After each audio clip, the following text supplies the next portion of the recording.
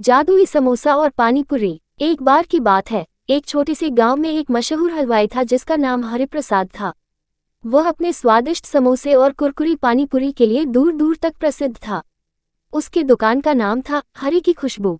हर शाम गांव के लोग वहां इकट्ठा होते थे और स्वादिष्ट समोसे और चटपटी पानीपुरी का आनंद लेते थे। हरिप्रसाद के पास खाने में जादू जैसा स्वाद था, लेकिन वह खुद बहुत साधारण जीवन जीता था। वह दिन भर मेहनत करता और शाम को लोगों के चेहरों पर मुस्कान देखकर खुश हो जाता। लेकिन हरिप्रसाद के दिल में एक छिपा हुआ सपना था। वह चाहता था कि उसका नाम सिर्फ गांव तक ही नहीं, बल्कि पूरे देश में मशहूर हो। एक दिन जब हरिप्रसाद अपनी दुकान बंद कर रहा था, एक बूढ़ा आदमी वहां आया। वह काफी थका और भूखा लग रहा था। उसने हरिप्रसाद से कहा, बेटा, मैं बहुत दूर से आया हूँ, क्या तुम्हारे पास खाने को कुछ है? हरिप्रसाद ने तुरंत उसे एक गर्म समोसा और पानीपुरी का एक प्लेट दिया। बूढ़े ने खाना खाते हुए कहा, तुम्हारे हाथों में जादू है, ये स्वाद मैं कभी नहीं भूल सकता। खाने के बाद बूढ़े आदमी ने अपनी पोटली खोली और उसमें से एक छोटा सा चमचमाता डिब्बा निकाला। उसने हरिप्रसाद से कहा, यह एक जादुई मसाला है, इसे अपने समोसे और पानीपुरी में डालो और देखो तुम्हारे जीवन में क्या चमत्कार होता है। लेकिन याद रखना, इस मसाले का उपयोग केवल भलाई के लिए करना। अगले दिन हरिप्रसाद ने उस मसाले का थोड़ा सा उपयोग किया। जैसे ही उसने समोसे और पानीपुरी बनाए, एक अद्भुत खुशबू दुकान में फैल गई। लोग दूर दूर से खींचे चले आए। जो भी समोसा और पानीपुरी खाता, वह खुश होकर तारीफ करता। धीरे धीरे हरि की दुकान की प्रसिद्धि बढ़ने लगी। लोग सिर्फ गांव से ही नहीं, बल्कि शहरों और दूसरे गांवों से भी आने लगे। हरिप्रसाद का सपना साकार हो रहा था। उसकी दुकान अब पूरे राज्य में मशहूर हो गई। जैसे जैसे हरि की प्रसिद्धि बढ़ी, वैसे वैसे उसका मन बदलने लगा। वह सोचने लगा, अगर मैं इस मसाले का उपयोग सिर्फ अपने लिए करूं, तो मैं और अमीर बन सकता हूं। उसने अब अपने पुराने दोस्तों और गांव वालों को नजरअंदाज करना शुरू कर दिया। एक दिन गांव की एक गरीब महिला उसके पास आए और बोली, हरि भैया, मुझे थोड़ी पानीपुरी चाहिए। मेरे पास पैसे नहीं हैं, लेकिन मैं तुम्हारे लिए कुछ काम कर दूंगी। हरिप्रसाद ने उसे झिड़कते हुए कहा, यह कोई दान पुण्य की दुकान नहीं है, पैसे लेकर आओ तभी कुछ मिलेगा। उसकी इस बात से गांव वालों को बहुत दुख हुआ, लेकिन हरिप्रसाद को इसकी परवाह नहीं थी। धीरे धीरे अजीब घटनाएं होने लगी। जो भी हरिप्रसाद के समोसे और पानीपुरी खाता, वह अस्वस्थ महसूस करता। खुशबू तो अब भी वैसी ही थी, लेकिन स्वाद में कुछ कड़वाहट आ गई थी। गांव में किसी को समझ नहीं आ रहा था कि ऐसा क्यों हो रहा है। हरिप्रसाद ने फिर भी मसाले का उपयोग जारी रखा, लेकिन अब उसकी दुकान पर लोग कम आने लगे। एक रात जब हरिप्रसाद दुकान बंद कर रहा था, वही बूढ़ा आदमी फिर से आया। उसने हरिप्रसाद से कहा, बेटा, मैंने तुम्हें यह मसाला भलाई के लिए दिया था, लेकिन तुमने इसका उपयोग सिर्फ अपने स्वार्थ के लिए किया। अब इस मसाले का जादू खत्म हो गया है। हरिप्रसाद ने बूढ़े से माफी मांगी और कहा, मैंने गलती की, मुझे अपनी गलती का एहसास हो गया है, क्या आप मुझे दूसरा मौका देंगे? बूढ़े ने कहा, सच्चा जादू मसाले में नहीं, बल्कि तुम्हारे हाथों और दिल में है। अगर तुम फिर से लोगों की भलाई के लिए काम करोगे, तो तुम्हारी मेहनत ही तुम्हें सफलता दिलाएगी। हरिप्रसाद ने बूढ़े की बात मानी और अपनी दुकान में फिर से मेहनत और ईमानदारी से काम करना शुरू किया। उसने गरीबों को मुफ्त में खाना देना शुरू किया और गांव वालों से माफी मांगी। धीरे धीरे उसकी दुकान फिर से चलने लगी।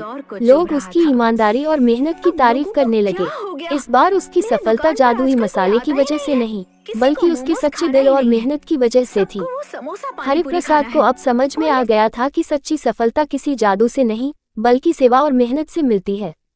उसके समोसे और पानीपुरी अब भी मशहूर थे, लेकिन उनकी सबसे बड़ी जादुई पानीपुरी की खेती। एक छोटे से गाँव में एक किसान रहता था जिसका नाम रघु था। रघु बहुत मेहनती था, लेकिन उसके खेतों में उपज अच्छी नहीं होती थी। वह और उसकी पत्नी सीता दिन रात मेहनत करते, लेकिन मुश्किल से ही 2 वक्त की रोटी जुटा पाते। गांव के अन्य किसान रघु का मजाक उड़ाते और कहते, तुम्हारे खेत तो सूखे पड़े हैं, तुम चाहे जितनी भी मेहनत कर लो, कुछ नहीं होगा। रघु इन तानों से दुखी तो होता था, लेकिन उसने कभी हार नहीं मानी। वह हर दिन भगवान से प्रार्थना करता कि उसके खेतों में कुछ ऐसा हो जाए जिससे उसकी किस्मत बदल जाए। एक रात जब रघु अपने खेत में पानी लगाने गया, उसने देखा कि आसमान में एक अजीब सी चमकदार रोशनी हो रही है।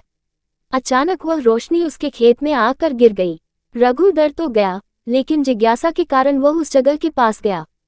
वहां उसने एक छोटी सी चमचमाती चीज देखी जो किसी बीज के जैसी लग रही थी। रघु ने वह बीज उठाया और घर ले आया। उसने अपनी पत्नी को वह बीज दिखाया और कहा, यह कोई साधारण बीज नहीं लगता। हो सकता है ये हमारे लिए कुछ चमत्कार कर दे। सीता ने कहा, क्यों न इसे हमारे खेत में बो दें।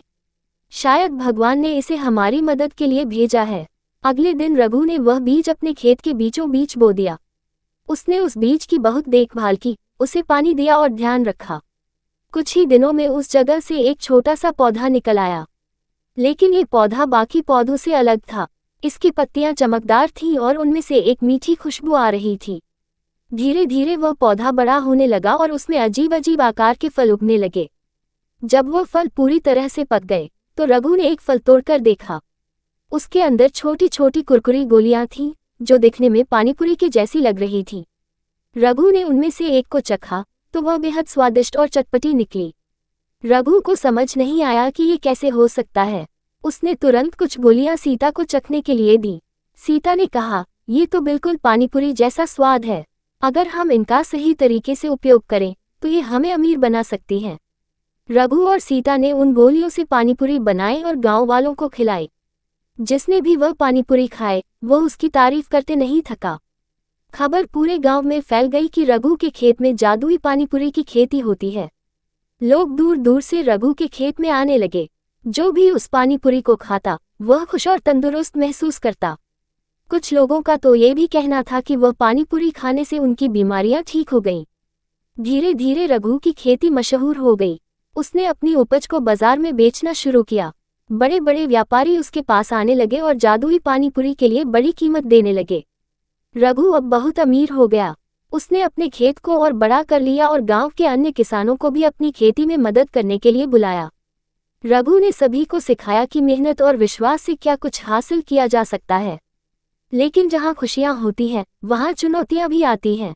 कुछ लालची व्यापारी रघु की इस सफलता से जलने लगे। उन्होंने उसकी जादुई पानीपुरी की खेती का राज जानने की कोशिश की।